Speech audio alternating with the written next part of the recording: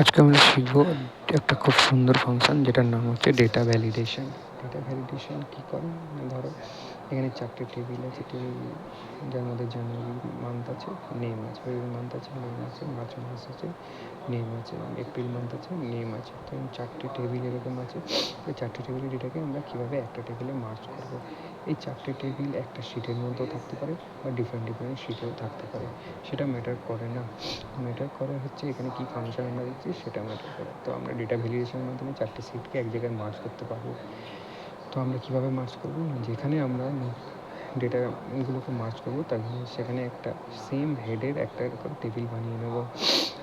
Table বানিয়ে নেওয়ার পর আমরা সেই সিভিলটাকে পুরোটাকে সিলেক্ট করবো, কন্ট্রোল A দিয়ে পুরোটাকে সিলেক্ট করলাম। তারপরে আমরা হোম বাটনে যাব। হোম বাটনে গিয়ে ডেটা বলে যে বাটনটা আছে সেটাতে আমরা ক্লিক করবো। ডেটাতে ক্লিক করার পর এখানে হচ্ছে ডেটা ভ্যালিডেশন বলে একটা বাটন আছে, সেটাকে আমরা ক্লিক করবো।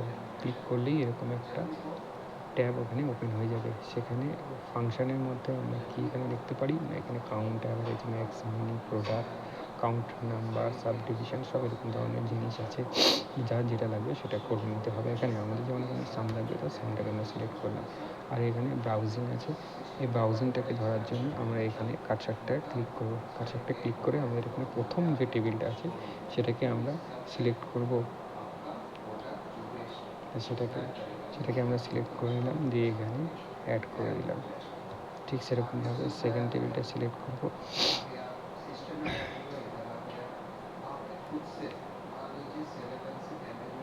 দিয়ে আমরা এখানে অ্যাড করে দেবো। আবার থার্ড টেবিলটা আমরা এখানে সিলেক্ট করব, দিয়ে অ্যাড করে দেবো। আবার ফোর্থ টেবিলটা এখানে সিলেক্ট করব, দিয়ে এখানে অ্যাড করে দেবো। 4টে টেবিল অ্যাড হয়ে গেলে আমাদের এখানে একটাই অপশান আছে, সেটা হচ্ছে ইউজ লেভেল ইন। এই লেভেল ইনটার মধ্যে দুটো অপশান আছে, টপ রো আর হচ্ছে লেফট কলম। এই দুটো কলমকে রাইট টিক করে দিয়ে আমরা যদি ওকে করি তাহলে আমরা দেখব যে আমাদের এই টেবিলটা পুরোপুরি ফিল আপ হয়ে গেছে। ম্যাচ করার জন্য দেখে নাও, জানুয়ারি মাসের A88 আছে, ফেব্রুয়ারি মাসের B59 আছে, মার্চ মাসের D33 আছে, আর এপ্রিল মাসের E82 আছে।